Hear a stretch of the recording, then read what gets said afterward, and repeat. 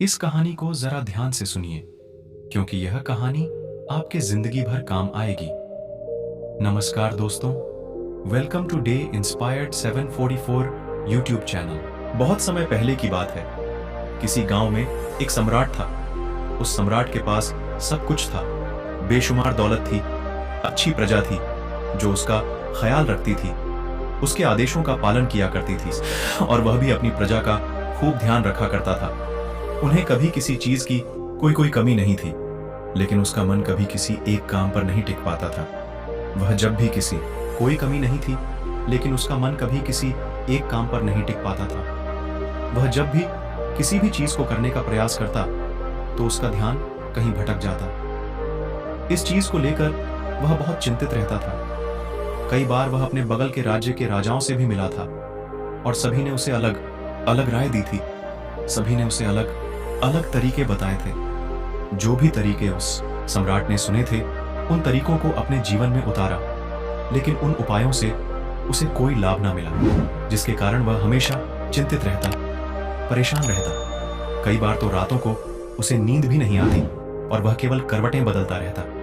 एक दिन सम्राट के कानों तक एक बात पहुंची कि उसके राज्य में एक ऐसा असाधारण व्यक्ति है जिसके शब्द अनमोल है, जिसके एक एक शब्द में जीवन का रहस्य छुपा है, जीवन का सत्य छुपा है।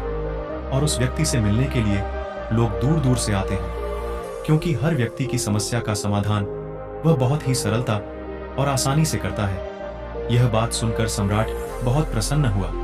उसे लगा कि अब उसके सवालों का जवाब उसे मिल जाएगा। इतनी तारीफ सुनकर सम्राट ने यह तय किया कि वह तुरंत ही जाकर उस व्यक्ति से मिलेंगे, और उसे यह भी पता चल जाएगा कि जो लोग उनकी इतनी तारीफ कर रहे हैं, क्या वह सच है या नहीं। अगले दिन सुबह सुबह वह सम्राट उस व्यक्ति से मिलने के लिए निकल गया। रास्ता कुछ ज्यादा ही लंबा था, जिस कारण सम्राट ने बीच रास्ते में आराम किया। वहां पर उपस्थित हर कोई उस व्यक्ति के बारे में जानता था। जब सम्राट ने उनसे उस व्यक्ति के बारे में पूछा, तो वे लोग उस असाधारण व्यक्ति की खूब तारीफ कर रहे थे। तभी सम्राट ने सोचा कि लगता है यह व्यक्ति बहुत बुद्धिमान है, बहुत ज्ञानी होगा और प्रभावशाली व्यक्ति होगा, अन्यथा हर कोई उसकी इतनी तारीफ नहीं करता। जरूर ही उस व्यक्ति में ऐसी कोई बात अवश्य है जिसके कारण हर कोई उन्हें जानता है और उनकी तारीफ कर रहा है। उस व्यक्ति की तारीफ सुनकर सम्राट के मन में उस व्यक्ति से मिलने की उत्सुकता और अधिक हो गई। अब वह सम्राट जल्द से जल्द उस व्यक्ति से मिलना उस व्यक्ति के आश्रम पहुंचा, पर आश्रम में उसे कोई नजर नहीं आया। आश्रम के पीछे एक छोटा सा बगीचा था। जब सम्राट वहां पहुंचा तो उसने देखा कि एक माली बगीचे में काम कर रहा था। उसका पूरा शरीर मिट्टी से लथपथ, पैरों में कोई चप्पल नहीं थी। इसको देखकर सम्राट ने माली से कहा, सुनिए महोदय, इस आश्रम के मालिक कहाँ हैं? मैं उनसे मिलने आया। इस पर वह माली जवाब देते हुए कहता है, श्रीमान, आप अंदर बैठिए, मैं उन्हें बुलाता हूँ, वह जल्द ही आपसे मिलेंगे। माली की यह बात सुनकर सम्राट अंदर कुटिया में जाकर बैठ गया और उस असाधारण व्यक्ति के आने का इंतजार करने लगा। कुछ देर प्रतीक्षा करने के बाद जब असाधारण व्यक्ति उस सम्राट के सामने पहुंचा, उसने देखा कि यह तो वही व्यक्ति है जो बगीचे में काम कर रहा था। सम्राट ने उन्हें नमस्कार किया और बहुत हैरानी से कहा, अरे आप तो वही माली हैं जो बाहर बगीचे में काम कर रहे थे। लेकिन अब की बार तो माली एक बौद्ध भिक्षु के रूप में आया था। तभी बौद्ध भिक्षु सम्राट से कहते हैं, सम्राट, मेरा मजाक माफ कीजिए, मैं बगीचे में छोटा सा काम कर रहा था। मैं ही यहाँ का माली हूँ, और मैं ही वह असाधारण व्यक्ति हूँ जिससे आप यहाँ इतनी दूर मिलने आए। कृपया करके अपने आने का कारण बताएं। इस पर सम्राट उन बौद्ध भिक्षु से कहता है, महाराज, मैंने सुना है कि आप जैसा व्यक्ति इस पूरे राज्य में नहीं है। मैंने आपकी तारीफ सुनी है। मैंने आपके बारे में कई सारी अच्छी बातें सुनी है। मैंने यह भी तारीफ सुनी है। मैंने आपके बारे में कई सारी अच्छी बातें सुनी है। मैंने यह भी सुना है कि आपके पास जो भी अपनी करते हैं, इसी कारणवश मैं आज आपसे यहाँ पर मिलने आया हूँ और मैं आपसे उपदेश सुनना चाहता हूँ। लेकिन मेरे मन में एक शंका है इस पर बौद्ध भिक्षु सम्राट से कहते हैं, कैसी शंका। इस पर सम्राट कहता है, मैंने बहुत से विद्वानों को देखा है, बहुत से ज्ञानियों को देखा है, वे जब भी चलते हैं तो उनके पास तरह तरह की ध्यान की किताबें होती हैं। उनके पास ऐसा कोई ना कोई संकेत जरूर नजर आता है जिससे यह पता चल सकता है कि वे लोग ज्ञानी हैं। लेकिन आपके पास तो न जहाँ कोई ज्ञान की किताबें हैं और ना ही कोई ऐसी कला के संकेत आप में नजर आ रहे हैं, लेकिन उसके बावजूद आप बहुत शांत नजर आ रहे हैं। क्या आप मुझे इसका रहस्य बता सकते हैं? इस पर बौद्ध भिक्षु मुस्कुराने लगे और सम्राट से कहते हैं, मेरा ज्ञान तो इस संस्कार में प्रकृति के रूप में हर जगह है। मैं अपना ज्ञान जीवन की सरल और साधारण वस्तुओं से ही लेता हूँ। पर महाराज, आप यहाँ किस समस्या को लेकर परेशान हैं? कृपया आप मुझे आपके यहाँ आने का कारण समझाएं। इस पर सम्राट कहते हैं, गुरुवर, मेरे यहाँ आने का वो कारण यह है कि मैं किसी भी काम को लेकर लंबे समय तक उसी कार्य पर अपना ध्यान नहीं लगा पाता। मैं कुछ ही देर में उस कार्य से भटक जाता हूँ। कृपया कर मुझे अपने इस समस्या का समाधान बताएं। मैं इस बात से काफी चिंतित हूँ, बौद्ध भिक्षु ने सम्राट ग्यालान की चिंता को समझकर कहा। महाराज, आपकी समस्या मुझे समझ आ गई है। आप जिस कार्य पर ध्यान नहीं लगा पा रहे, उसके लिए मैं आपको एक उपाय बता सकता हूँ, लेकिन आज आपको देर हो चुकी है। आप मुझे कल सुबह मिलिए। कल सुबह का समय ठीक रहेगा। कल सुबह जब आप मुझसे मिलेंगे तो मैं आपके सभी सवालों का जवाब आपको दे दूंगा। यह कहकर बौद्ध भिक्षु वापस अपने बगीचे में लौट गए और वह सम्राट भी वापस अपने महल लौट गया। लेकिन सम्राट को रात भर नींद नहीं आई। वह बस यही सोच में लगा था कि आखिर बौद्ध भिक्षु मुझे क्या बताने वाले हैं। वह तो मुझे एक साधारण से माली नजर आ रहे हैं, लेकिन जिस तरह से उनका मन शांत था, जिस तरह से वह शांत नजर आ रहे थे, यह बहुत आश्चर्य करने वाली बात है। रात भर सम्राट इन्हीं ख्यालों में खोया रहा। अगले दिन सुबह सूरज निकलने से ठीक पहले सम्राट उस आश्रम पर वापस पहुंचा। वहां पर बौद्ध भिक्षु पहले से ही उपस्थित थे। जैसे ही सम्राट वहां पहुंचा, उन बौद्ध भिक्षु ने एक पानी का छोटा सा जग उस सम्राट के हाथ में थमा हुए कहते हैं, इसे लीजिए और पौधों पर धीरे धीरे पानी डालिए। और ऐसा करते करते यह आपके सामने पूरे 15 पौधे हैं। इन सभी पर आपको इसी प्रकार पानी डालते चले जाना है। लेकिन जब आप इस क्रिया को कर रहे होंगे तो उस वक्त मेरी एक बात का अवश्य ध्यान रखिएगा कि आपको इस दौरान को कर रहे होंगे तो उस वक्त मेरी एक बात का अवश्य ध्यान रखिएगा कि आपको इस दौरान कुछ और नहीं करना है, ना कुछ सोचना है और ना ही कहीं आपका ध्यान भटकना चाहिए। आप जब इन पौधों को पानी दे रहे होंगे तो आपका पूरा ध्यान केवल इन पौधों पर ही होना चाहिए। यदि इस बीच आपके मन में कोई विचार आए तो वहीं पर रुक जाइएगा और फिर दोबारा से पहले पौधे से पानी डालना शुरू कीजिएगा। और जब आप मेरी बात मानकर ठीक इसी प्रकार इन सभी 15 पौधों को पानी दे देंगे, तब आप मेरे पास आइएगा और मैं आपके सभी सवालों का जवाब आपको दे दूंगा। उस सम्राट ने आज तक ऐसा कोई काम नहीं किया था और सम्राट को यह काम बहुत छोटा सा लग रहा था। सम्राट पहली बार ऐसा कोई काम करने जा रहा था। उस पानी के जग से पहले पौधे पर बहुत ही ध्यानपूर्वक पानी दिया और फिर दूसरे पौधे की ओर आगे गया। दूसरे पौधे पर भी उसने ध्यानपूर्वक पानी दिया। फिर उसने तीसरे पौधे पर पानी देना शुरू किया ही था कि उसके मन में तरह तरह के विचार उत्पन्न होने लगे। उसे अपने महल का बगीचा याद आने लगा, जहां पर तरह तरह के फूल थे, तरह तरह के पौधे लगे हुए थे। तभी अचानक उस सम्राट को उन बौद्ध भिक्षु की बात याद आ गई। यदि मन में कोई भी विचार उत्पन्न हो तो उसे फिर से पहले पौधे से पानी देना शुरू करना होगा। तुरंत ही पहले पौधे के पास वापस पहुंचा और उसने फिर से पहले पौधे को पानी दिया। वह तुरंत ही फिर से पहले पौधे के पास पहुंचा।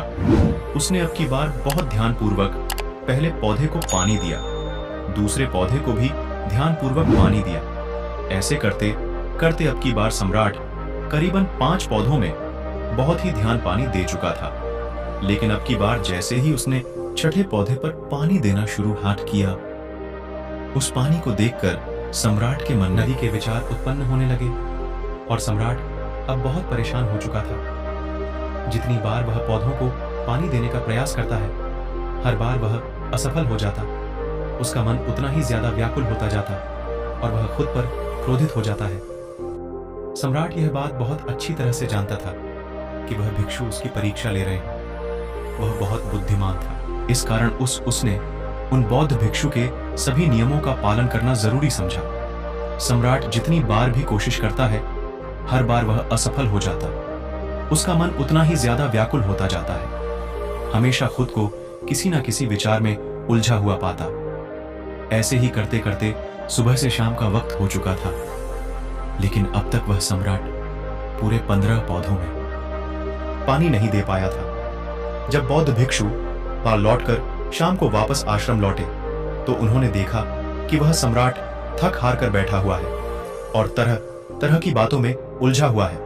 तभी बौद्ध भिक्षु सम्राट के पास पहुंचे और कहने लगे, हे सम्राट, मैं तुम्हारी ईमानदारी से बहुत खुश हूं।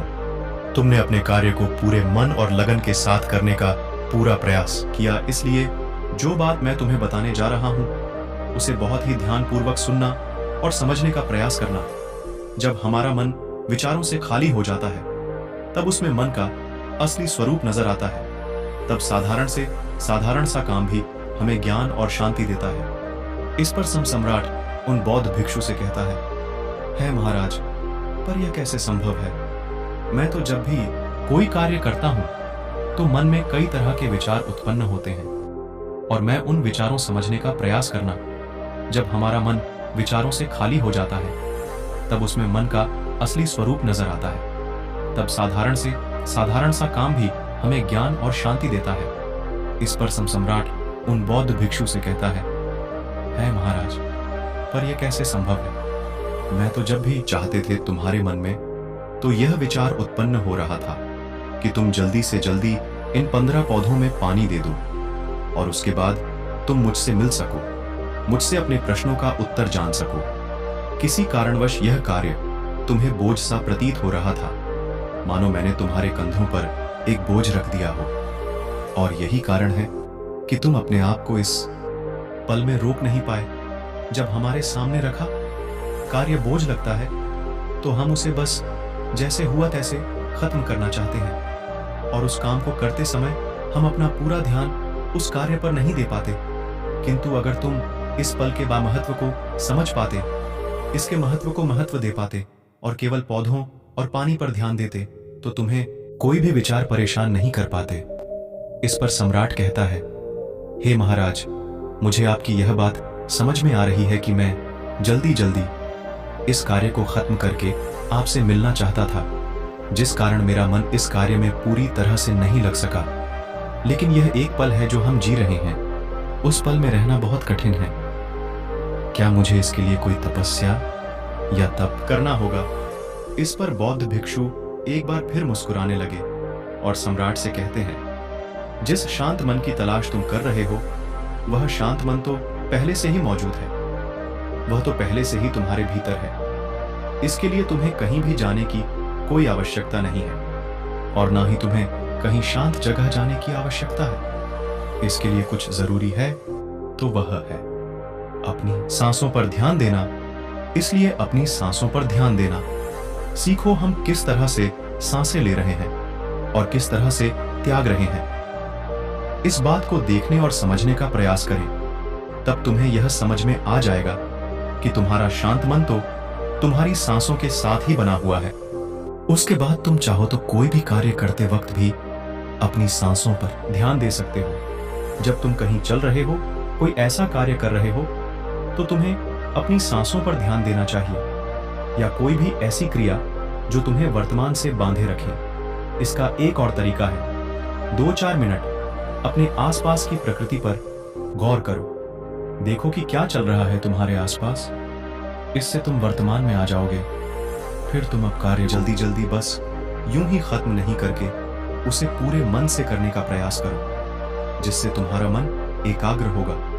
और जब तुम्हारा मन एकाग्र होगा तो तुम चाहे कोई भी कार्य क्यों ना करो, फिर चाहे वह छोटा हो या बड़ा, तुम्हारा मन उसमें पूरी तरह से विलीन हो जाएगा और वह कार्य ही तुम्हें शांति और ज्ञान भी प्रदान करेगा।